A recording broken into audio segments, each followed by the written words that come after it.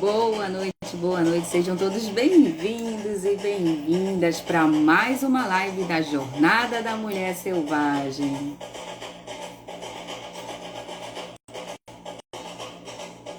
Boa noite, Andréia, seja bem-vinda, seja bem-vinda. Estamos iniciando mais uma live, a live do 7º capítulo do livro Mulheres que Correm com os Lobos. É sempre um prazer estarmos aqui para conversarmos, para dialogarmos um pouquinho mais sobre os ensinamentos desse livro, dessa autora Clarissa Pinkola Estés. É sempre um prazer, uma honra, e hoje a gente vai estar em um momento um pouquinho diferente, porque a nossa convidada adoeceu, não vai poder estar aqui conosco, mas eu tenho certeza que vai ser um momento de muita interação, de muita troca, porque eu acredito que a leitura, né, coletiva e a troca, o compartilhamento pode sim ser um fator, uma possibilidade de muito autoconhecimento, de muito aprendizado. E eu estou muito empolgada para estarmos conversando hoje sobre esse 7º capítulo, que é muito interessante, o corpo jubiloso. Elane Samara, boa noite, seja bem-vinda. Vocês que estão entrando, sejam todos bem-vindos e não esqueçam de apertar aí no coraçãozinho para com que mais pessoas possam estar conosco nesse momento de troca, de interação, a live do 7º capítulo, Corpo Jubiloso e a Lá Mariposa. É interessante que esse capítulo é um capítulo mais curto do livro e é o capítulo também em que ela não traz um conto, ela traz uma história, uma interação, né, dela, de uma conversa, de um diálogo dela com uma outra amiga dela, e é muito interessante porque aí a gente vai fazendo as construções. Esse capítulo ele serve muito para a gente refletir sobre diversos assuntos, como acho que não é de forma aleatória que ele está numa sequência logo em seguida do capítulo do Patinho Feio, que inclusive eu gostaria de agradecer vocês, porque a gente tem mais de 100 visualizações dessa live, então assim, é uma coisa, pequenas conquistas a gente deve comemorar, porque a gente faz um trabalho de formiguinha, um trabalho realmente para atingir as pessoas de uma maneira muito positiva, levando conhecimento, levando possibilidades de reflexões. E a leitura desse livro é mais uma possibilidade para que a gente possa estar pensando e interagindo. Então, vamos começar. Eu sou a psicóloga Maria de Nazaré Almeida dos Santos, né? E estou aqui, idealizadora desse projeto, a Jornada da Mulher Selvagem. Vocês que estão entrando, vocês que estão assistindo a reprise, não se esqueçam aí de compartilhar com as amigas, nos seus status, nos seus stories. É sempre um prazer e uma alegria. Vamos juntos? Então, começando aí esse capítulo, o 7º capítulo do Corpo Jubiloso, a gente já pensa logo que ela traz justamente uma percepção sobre o corpo. A gente pode pensar de diversas formas. Esse capítulo ele pode ser uma base de reflexão sobre anorexia, bulimia, outras percepções, gordofobia, sobre percepções gerais relacionadas ao corpo. E aí ela traz justamente, né, que ela fala que ela traz uma historinha de como que é essa relação com os lobos na natureza selvagem. Uma coisa que ela critica bastante é justamente a gente querer colocar como um único padrão. Imagina você, se existisse um único tipo de cachorro, se existisse um único tipo de flor, se existisse um único tipo de animal, um único tipo de mulher, um único tipo de homem. Imagine como seria esse mundo. E é justamente sobre esse estereotipo e essa padronização de um modelo único que a gente percebeu que de um tempo para cá, nessa sociedade, vem se construindo como se existisse um único modelo de padrão de beleza, um único corpo, e ela vem trazer justamente essa reflexão, porque a Clarissa, ela é uma mulher viajada por muitos lugares, muitos países, e ela vem de várias origens, de várias descendências. E aí, nessas viagens, ela cresceu acreditando, né, como é que ela fala, como é que ela se descreve, né, uma mulher próxima ao chão e como, né, e redonda como a terra, né, e essa amiga dela é alta, magra e com os dentes afastados. E para a gente perceber como que isso tem um impacto significativo na nossa personalidade, porque a Clarissa, ela cresceu, né, com esse estereotipo de gorda, né, e que a gordura não era bem vista, é como se ela não tivesse um autocontrole, como se ela não conseguisse deter os seus próprios instintos. E essa amiga acreditava também que a questão de ter os dentes afastados era uma característica de pessoas mentirosas. Olha só como que isso tem um impacto na psique instintiva de cada pessoa. E aí elas nessas viagens, em conversas e buscando entender, e a gente esbarra num ponto muito significativo, que é referente a gente entender e buscar compreender sobre as nossas origens, as nossas descendências. A gente vive em um país que é cheio de miscigenação. Nós somos um país misturado, né, de várias etnias, de vários povos. A gente não tem uma única descendência. E o mais interessante é quando a gente procura entender qual que é. Olha, Elisângela, seja bem-vinda aqui à nossa live de hoje. Não se esqueçam de apertar no coraçãozinho todos vocês, a Célia Tavares, a Lita, vocês que estão entrando aqui conosco, sejam todos bem-vindos. A gente está conversando hoje sobre o 7º capítulo, Corpo Jubiloso e La Mariposa. É muito interessante essa reflexão, já começamos, mas nós estamos bem no comecinho, fazendo essa reflexão bem interessante. E hoje a gente pode também, no finalzinho eu vou chamar alguém, se alguém quiser interagir aqui comigo, porque eu estou só que a nossa convidada, ela adoeceu, está dodói, não pôde estar infelizmente aqui conosco, mas em outras oportunidades tenho certeza que estará conosco. É interessante a gente buscar entender sobre essas nossas descendências, sobretudo porque cada parte de nós tem uma história. Por exemplo, a parte do nosso pai, a parte da nossa mãe, nós somos geneticamente um encontro desse relacionamento que aconteceu entre um homem e uma mulher para com que nós pudéssemos nascer. E aí a gente traz essa sobrecarga genética, e dessa sobrecarga genética tem uma história, tem uma descendência, tem características.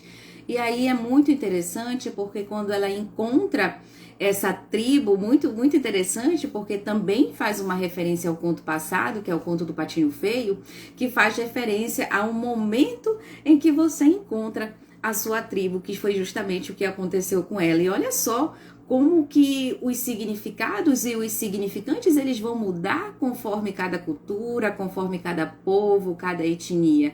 Porque quando ela encontra as pessoas, a descendência, essa tribo dela, as mulheres perguntam a ela se ela está bem, se ela está doente, porque ela está muito magra. E a característica dessas pessoas, dessas mulheres da família, da descendência dela, é serem mulheres mais gordinhas, mais rechonchudas mesmo. E aí ela percebe nesse momento que ela cresceu acreditando que ela não tinha controle sobre o próprio corpo, né? E aí a amiga dela, a mesma forma, que cresceu acreditando que pelo fato de ter dentes afastados, era uma pessoa mentirosa. Na verdade, o significado conforme, né, a cultura dela, significava que existia um sopro de Deus no meio dos dentes dela. E aí a gente percebe que às vezes a gente cresce com um um único padrão. A gente cresceu achando determinada coisa referente ao nosso corpo e a gente pensa que a gente precisa levar aquilo para toda uma vida. E na verdade não é. Às vezes a gente aprende padrões que não é uma culpa dos nossos pais ou das pessoas que nos criaram. Às vezes eles aprenderam dessa forma, eles têm as limitações dele. De repente, um conhecimento, a possibilidade de estar em um momento de assistir uma live dessa, que eles não tiveram esse acesso à informação no sentido de compreensão ou de reflexão sobre um determinado assunto. Quantas vezes você já parou para pensar sobre a sua relação com o seu corpo? Como que você se relaciona com o seu corpo? O que que significa o seu corpo para você? O que que significa ter liberdade para você? A liberdade, ela está relacionada com a sua liberdade corpórea, a forma como o seu corpo se movimenta, e como que eu posso aceitar o corpo do outro se eu não aceito o meu próprio corpo? Se eu quero mudar, se eu não entendo as minhas origens, da onde que eu vim, como que eu, sendo descendente de indígenas, de várias de misturas, posso querer ter características de pessoas europeias. Então a gente percebe em vários exemplos que ela traz de mulheres que não se identificam com o quadril ou com o tamanho do seio ou com uma característica que às vezes é difícil mudar. A gente percebe que pessoas que falam, eu nunca gostei de determinada... E aqui a gente não fala de tamanho, né, que a gente tem como alterar. Aqui a gente pensa em uma estrutura que é muito mais difícil de alterar, como, por exemplo, a sua estatura, o seu tamanho, ou a forma como é o seu quadril, a forma como você se coloca, a forma como você se olha e se vê diante dessa sociedade. O Cadu aqui colocou, seja bem-vindo, todos vocês que estão entrando, é um prazer. Hoje a gente está conversando sobre o livro Mulheres que Correm com os Lobos, do 7º capítulo. Estamos conversando sobre o corpo jubiloso, a relação, a percepção individual que cada um de nós tem referente ao nosso próprio corpo. A gente percebe que vivemos em uma sociedade, esse tema é tão contemporâneo, é tão atual, porque a gente percebe cada vez mais uma tendência a seguirmos um padrão de algo que às vezes a gente busca que não é nosso, que é imposto pela sociedade. Aqui a Bruna colocou, né? Olha, gente, muito bem, participem comigo, porque hoje eu e vocês, né? As nossas parceiras, infelizmente, estão dodói, e aí vocês são a minha interação hoje. Minha família toda tem corpão, e eu era a única esquelética da família, e isso incomodava muito a minha mãe e outras pessoas também, porque perguntavam à minha mãe se era doente. Isso incomodou tanto a minha mãe que ela começou a me dar várias vitaminas para engordar. Olha só como isso é significativo. Alcilane, seja bem-vinda. Todos vocês que estão entrando, estamos conversando sobre o 7º capítulo do livro Mulheres que Correm com os Lobos. Olha só, a gente tem muitas reflexões para fazer. É interessante porque tem um caso de uma paciente que ela tinha um pouco parecido com essa história, né, de uma irmã que puxou mais para a família do pai e a outra que puxou mais para a família da mãe. Uma tinha um corpão e a outra era bem magrinha, assim, com bem pouco corpo mesmo. E essa irmã que tinha um corpão, seios, bundão e um padrão assim, né, de gostosona e tal, se sentia mal pela irmã que era magrinha, que não tinha muito corpo, e acabava que ela, pela uma imposição de sempre comentários da família, ela acabava que vestindo muitas roupas para esconder aquele corpo.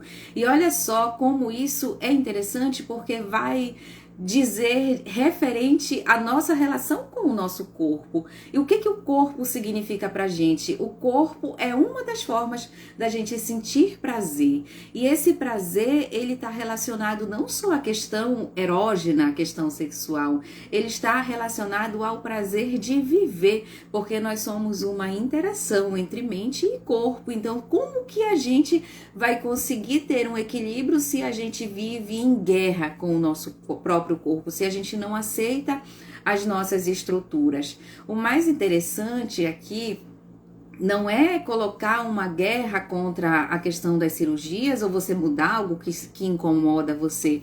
Tá tudo bem se você deseja mudar algo que incomoda você. A questão está em que a gente percebe que não é só isso. Muitas pessoas estão buscando no externo algo que está externo, que é muito mais difícil. Não significa que ela não vai encontrar um caminho de saúde, ou de autoconhecimento, ou de empoderamento. Só que a gente entende que é um caminho muito mais difícil, porque se torna muito mais fácil em alguns termos quando você procura trilhar esse caminho de dentro para fora, de você entender o motivo que fazem você ter determinada relação com o seu corpo, de você gostar disso ou não. Às vezes a gente foca tanto naquilo que a gente tem de ruim, naquilo que a gente não gosta, que a gente acaba se limitando. Por exemplo, esse meu nariz aqui, ele é bem grande, né? Só que por muito tempo, a minha vida inteira, né, eu cresci ouvindo muitas coisas referente à questão, né, do meu nariz. Só que é uma característica, é algo que nunca me incomodou. As pessoas perguntam, vai fazer rinoplastia? Não pretendo. Mas assim, a gente percebe pessoas extremamente adoecidas, ou então eu vou fazer porque eu quero ter um rosto padrão para me apresentar no Instagram, eu quero aparecer mais com né, o que a gente vê de demanda, que a gente acha que vai fazer sucesso. E às vezes a gente vê que quando as pessoas fazem esses procedimentos, mesmo assim, elas não conseguem ainda ter uma autoestima no sentido muito intrínseco, porque a essência não tem como você operar. A essência, o seu sangue, as suas origens não tem como você mudar. E quanto mais você se afasta, quanto mais você nega as suas origens, mais fica difícil de você se reconhecer, porque às vezes você tenta tanto fugir daquilo que você passa a perder a sua essência e chega um ponto em que você se olha no espelho e você não se reconhece mais. E o mais interessante dessa relação com o corpo é no momento em que você olha para o seu corpo e você identifica como algo sagrado. Ela fala uma questão muito interessante, porque ela diz que a gente não pode viver em guerra com o nosso corpo, porque quando a gente faz isso, a gente está negando a nossa natureza selvagem. E aí, como é que tá a relação de vocês com o corpo de vocês? Me contem aí como que é para vocês essa relação com o corpo jubiloso. E aí ela fala bem assim, né, que o que acontece é que críticas ásperas a respeito da acessibilidade do corpo criam uma noção de garotas altas, corcundas, de baixinhas, né, quando você é alta e você não gosta daquela característica, porque as pessoas chamam você isso, aquilo, e você acaba tendo uma postura corcunda, e você é baixinha sobre pernas de pau, né? Você, de mulheres avantajadas, vestida como se estivessem de luto, de outras magras que tentam se inflar como serpentes, e vários outros tipos de mulheres que se escondem. Destruir o vínculo instintivo da mulher com o seu corpo natural subtrai-lhe a confiança, faz com que ela insista em descobrir se é boa ou não. Ela é pressionada a gastar sua energia preocupando-se com a quantidade de alimento que consome, com os números da balança, com a fita métrica, e essa destruição lhe dá a ideia de falso de falsa aparência, né? Faz total sentido manter-se saudável e forte, cuidar do corpo da melhor forma possível. No entanto, devo admitir que muitas mulheres têm uma faminta dentro de si. Em vez de famintas por ter um certo tamanho, formato ou altura, em vez de famintas por se adequar ao estereotipo, as mulheres têm fome de consideração básica por parte da cultura que as cerca. A mulher faminta ali dentro anseia por ser tratada com respeito, anseia por ser aceita e, no mínimo, anseia por ser vista sem preconceitos. Se realmente existe uma mulher gritando para sair, ela está pedindo aos gritos que terminem as projeções desrespeitosas que os outros lançam sobre o seu corpo, seu rosto, sua idade. O que a gente precisa entender, aqui a Alcilane colocou, né, uma relação bem complicada, não estamos de acordo. Eu acho que é um capítulo assim muito, muito interessante esse capítulo, porque além dele vir logo depois do Patinho Feio, que é justamente sobre esse processo de autoaceitação, de você achar a sua tribo, de você se reconhecer e você se identificar com os seus.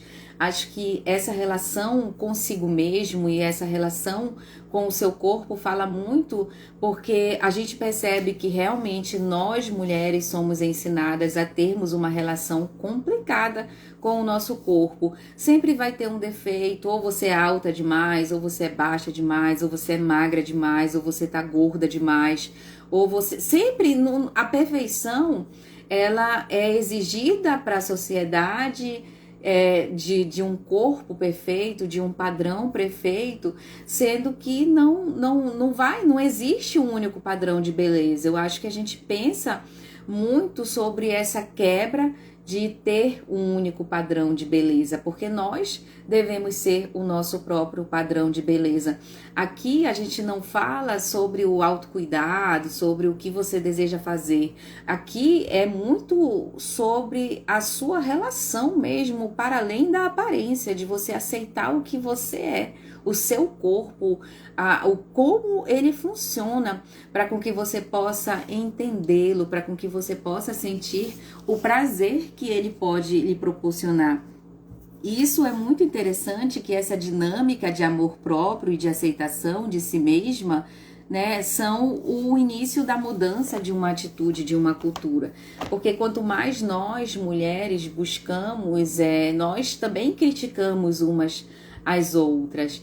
A gente olha muito com o olhar de tá gorda demais, não tá dentro de um padrão, não tá... O que seria esse padrão? Eu acho que ela vem nesse capítulo aqui, desconstruir, desmistificar muito sobre a ideia de que exista só um único padrão de beleza. Na verdade, a gente tem que pensar que não existe um único padrão de beleza, porque nós somos natureza, nós somos mulheres selvagens, e por isso, e através disso, nós temos diversos padrões de beleza. Ela cita um exemplo muito interessante, que é sobre uma mãe lobo, que tem só três pernas, e por isso ela tem as suas habilidades, as suas características de caça, de entrar em lugares que uma outra mãe com 4 pernas não conseguiria.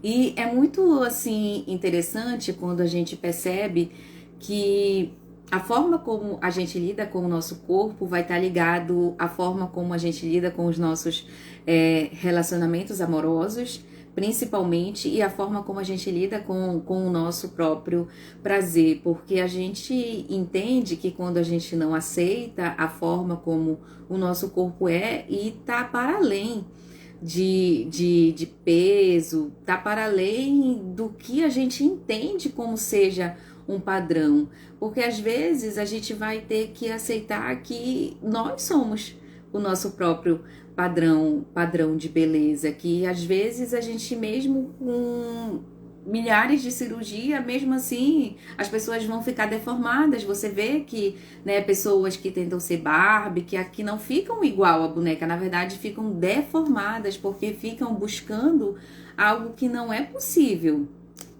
E aí vocês podem colocar aqui, né, uma contribuição, e a gente vai ler mais um pedacinho, que é a página 234. Faz total sentido... Cadê? Mas é só um momento. Então, assim, Ela fala que aqui o corpo, né, através de seus estados de excitação, percepção e experiência sensorial, como por exemplo, ao ouvir uma música ou a voz da pessoa amada, ao sentir um certo perfume, tem a capacidade de nos transportar para outros lugares. A gente tem que entender como um corpo, assim, o nosso corpo, ele é algo transcendental. A gente, através do corpo, pode estimular as nossas sensopercepções, as nossas experiências. Exatamente, de diversas atrizes, né? Como, por exemplo, relatos de pessoas famosas que falam: ah, eu nunca gostei de ter uma perna grossa porque eu queria ter uma perna fina, porque na cabeça dela imaginava que o padrão, né, é aquele modelo com perna fina para fazer o sucesso e por muito tempo ela tentou fugir daquilo, das pernas grossas. E tem outras, né, tem silicone, tem outras questões estéticas, mas a perna ela não aceitava. Então, assim, a gente vê que tudo bem a pessoa fazer cirurgia, se ela deseja, se ela tem condições financeiras para isso. O que não está tudo bem é você fazer algo porque você espera ser aceito pela sociedade através da sua aparência física, que você espera que a sociedade te reconheça perante uma imagem de um estereotipo do que você acredita que é aquilo que esperam de você, ou que você passou a sua infância, ou que o seu grupo de pessoas próximas falam que você deve seguir, falam que você deve fazer. E isso que é o delicado, que a gente tem que prestar atenção, os motivos que levam a gente ter determinada relação com o nosso corpo, a forma como a gente se relaciona com a gente mesmo, sobretudo com o corpo. Eu acho muito bacana porque a gente fala muito a relação com o nosso emocional e ela vem também trazer essa relação com o corpo como muito significativa. E aí é muito assim, faz com que a gente perceba isso. E aí a gente tem a La Mariposa, né, que é justamente, ela fala do corpo, né, com essa conversa que ela tem com a amiga dela, e depois ela vem falar um pouquinho dessa história da La Mariposa, que é um evento que acontece no México, né, com diversas atrações, diversas artes e diversas situações. E o que acontece? A La Mariposa, né, uma borboleta, que é uma atração assim mais do que esperada, a atração principal daquele evento que tem lá no México. E as pessoas, os turistas, esperam muito ansiosos, porque é muito bacana, é um evento assim bem animado, bem divertido, né, mexicano, aquela coisa bem colorida, bem alegre.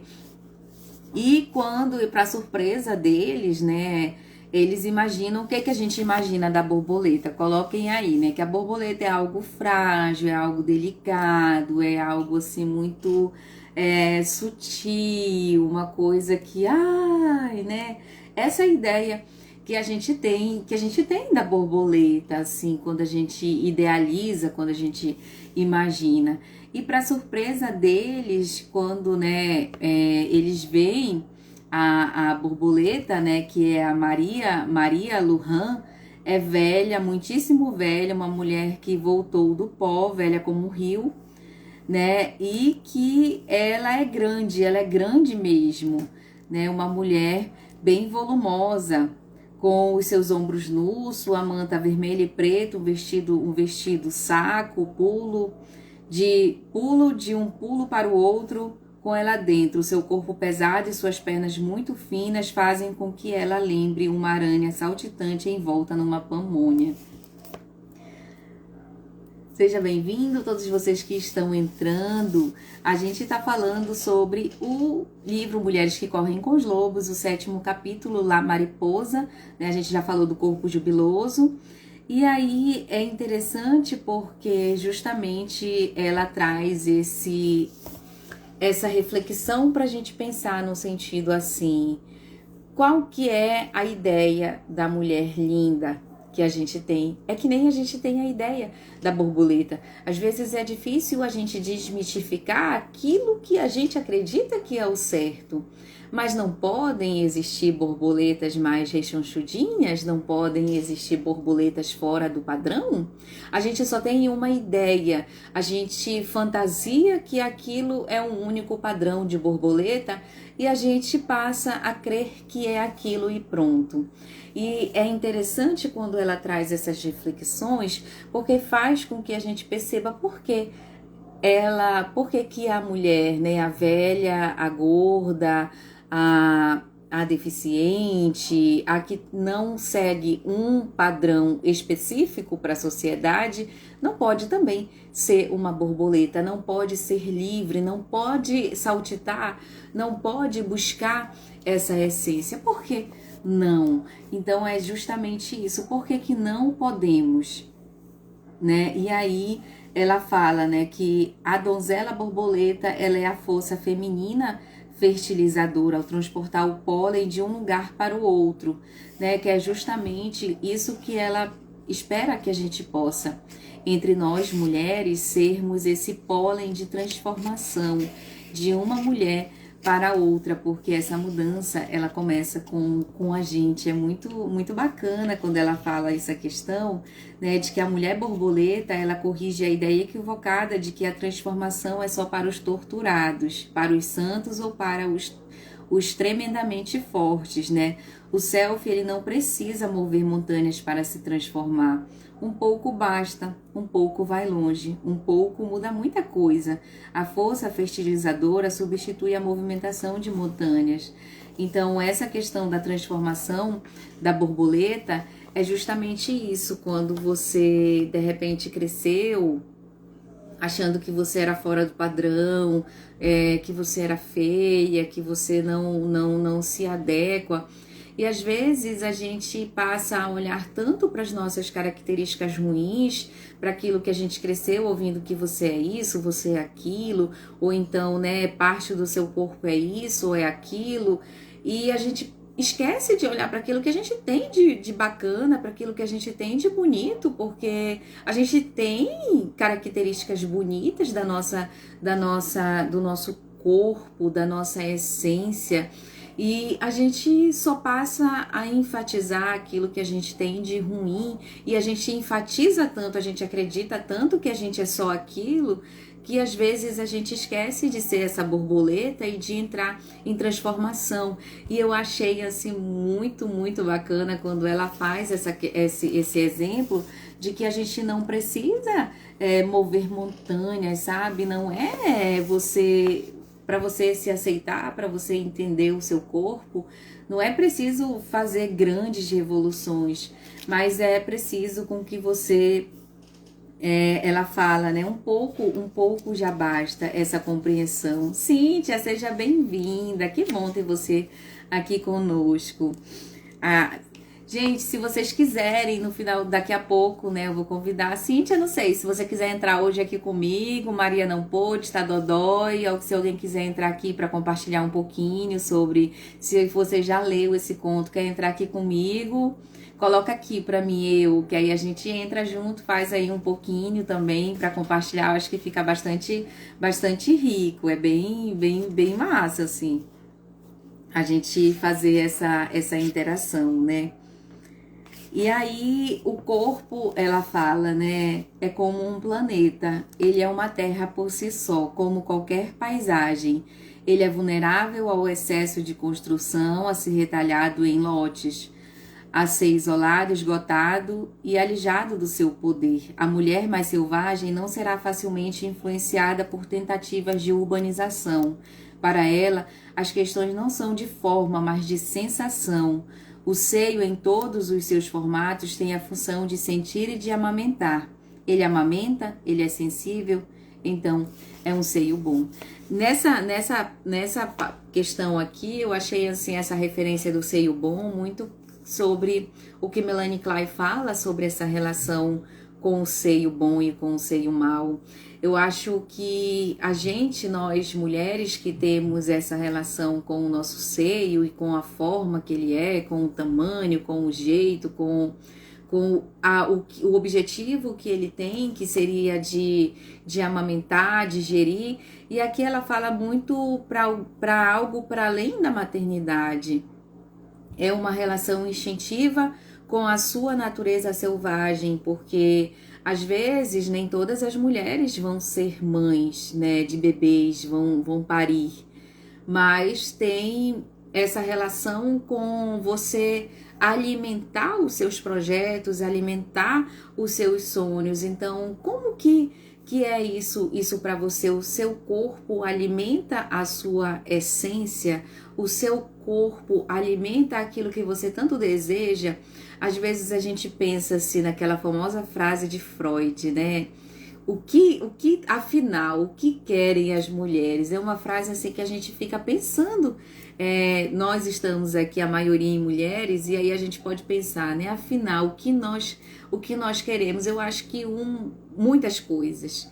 Dentre essas coisas, eu acho que é sermos livres de diversas formas, livres de padrões, livres de estereotipos e livres para nos relacionarmos conosco mesmo. Às vezes a gente busca tanto essa qualidade do relacionamento externo, de aceitação, de empoderamento, mas a gente não tá bem com a gente fica, a gente não tá bem com o nosso corpo. Como que é isso para você? Eu acho assim muito bacana esse capítulo. Foi assim um capítulo que todos os capítulos eu gosto bastante, geralmente, assim, porque eu acho que trazem conhecimentos para áreas da gente, da nossa vida, da nossa psique, que são fundamentais para a nossa saúde emocional, né?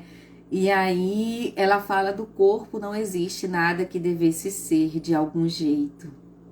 No corpo não existe nada que devesse ser de algum jeito. A questão não está no tamanho, no formato ou na idade, nem mesmo no fato de ter tudo aos pares, pois algumas pessoas não têm. A questão selvagem está em saber se esse corpo sente, se ele tem um vínculo adequado com o prazer, com o coração, com a alma, com o mundo selvagem. Ele tem alegria, felicidade? Ele consegue ao seu modo se movimentar, dançar, gingar, balançar, investir? É só isso que importa.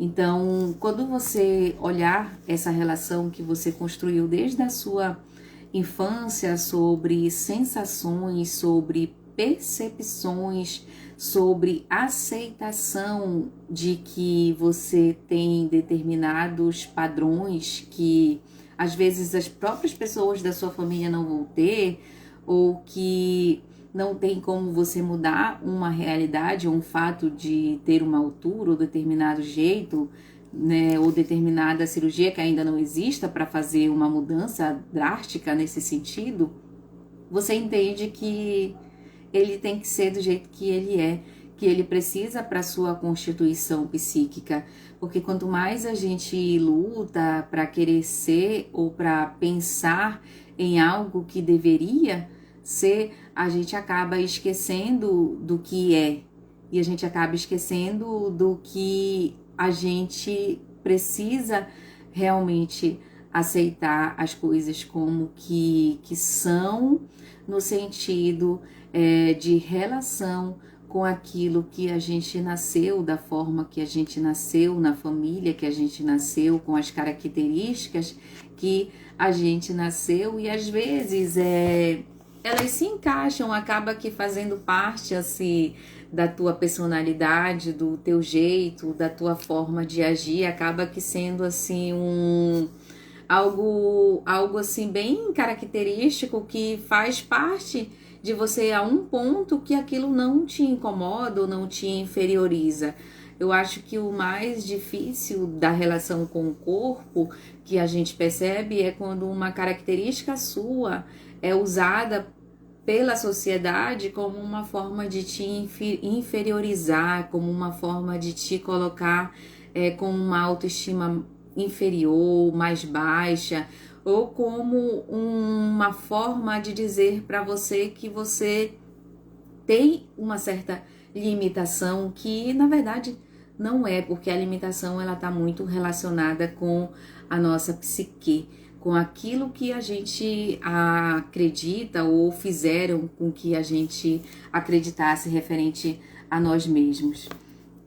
Coloquem aqui o que vocês estão achando, o que vocês querem, o que vocês estão achando. Quem já leu esse capítulo? Como é que foi essa experiência para vocês? Coloquem aqui pra gente compartilhar. A gente já tá, né? O que vocês têm aí para me dizer, né? Então, assim, sobre essa experiência com o corpo, né? Então, o corpo, ele não é um objeto inerte do qual nós devemos lutar para a gente se livrar dele. Porque, às vezes, a gente tenta tanto, tem uma relação, assim, de amor e ódio, ou de extrema, né, repulsa ao nosso corpo, que aí a gente percebe mulheres que passam uma vida em guerra com a forma, com o seu próprio corpo, com a sua própria forma de existir. O corpo, ele fala muito, né? Já diria aquela frase, né? O seu corpo fala. E a gente vai perceber a fala do corpo através de muitas doenças emocionais, doenças psicossomáticas. A gente vai perceber a sintomatologia, né, daquilo que a gente não resolve no nosso emocional, sentindo no corpo, através da ansiedade, né, taquicardia, sudorese, depressão. A gente vai sentir esses efeitos de todo esse relacionamento com o nosso corpo, a nossa forma de se alimentar, de se vestir, de fazer ou não atividade física, né? E a fala do corpo, ela é muito significativa, muito real, né? Porque assim, as mulheres, elas têm bons motivos para refutar modelos psicológicos e físicos que são danosos ao espírito e que rompeu relacionamentos com a alma selvagem. É claro que a natureza instintiva das mulheres valoriza o corpo e o espírito, muito mais que a sua capacidade de vitalidade, sensibilidade e resistência do que por qualquer avaliação da aparência. Esse ponto de vista não pretende descartar aquilo que seja considerado belo por qualquer segmento de cultura, mas sim traçar um círculo mais amplo que inclua todas as formas de beleza, forma e função. Todas as formas de beleza, forma e função, né? Não existe uma única forma de beleza, não existe um único corpo padrão de beleza. E isso a gente tem que pensar que impacta de uma maneira muito social. A gente percebe jovens, adolescentes, né, em busca de algo muito superficial, assim, doenças mesmo, como anorexia, bulimia, doenças relacionadas à forma de se alimentar, a forma como você está ali tratando com o seu corpo, punindo o seu corpo, como se você pudesse se separar dele, como você pudesse cortar essa relação. E o mais interessante é que a gente não tem possibilidade, né, de cortar de uma única vez essa relação. Divina Mulher, Raquel entrou aqui conosco, todos vocês, a Dani, a Célia, sejam todos bem-vindos e bem-vindas à nossa live, que já está aqui quase chegando ao fim. E aí, o que vocês me contam? Quem já leu esse conto? É a primeira vez que vocês estão ouvindo esse conto, o corpo jubiloso e lá mariposa? Vocês já tinham pensado sobre essa relação de vocês com o corpo? Como é que está se configurando isso? Como é que tá isso aí para vocês? Então, gente, Coloquem aqui, a gente já tá chegando já no finalzinho da nossa live, né? É um conto mais curtinho, na verdade não é um conto, é o capítulo, né? Nesse capítulo ela não traz nenhum conto, ela traz histórias, né, dela com a amiga dela e histórias reais, né, desse festival no México, da La Mariposa. É um conto apenas de 15 páginas, é bem curtinho, é bem gostoso de ler, é bem bacana, é muito bacana, porque faz a gente refletir sobre essa relação. Joab aqui, que casou recentemente, né? Seja bem-vindo à nossa live, é sempre um prazer, uma honra tê-lo aqui conosco. Todos vocês que estão entrando, a gente já está no finalzinho, mas foi sempre um prazer. Quarta-feira que vem a gente vai estar de novo para mais um capítulo do livro Mulheres que Correm com os Lobos. A Mensagens de Luz colocou aqui, né? Eu não li, mas achei muito interessante, vou ler. Eu acho que vale muito a pena a leitura, é muito rica, porque a gente faz todas essas linhas, essas percepções, esses caminhos para a gente pensar sobre a nossa relação com o nosso próprio corpo. Gente, é isso. Boa noite. Sempre é um prazer, é uma honra conversarmos, dialogarmos sobre esse livro. E é isso, gente. Um prazer estar aqui com vocês. Até quarta-feira que vem. Muito obrigada pela presença e pela companhia de todos vocês.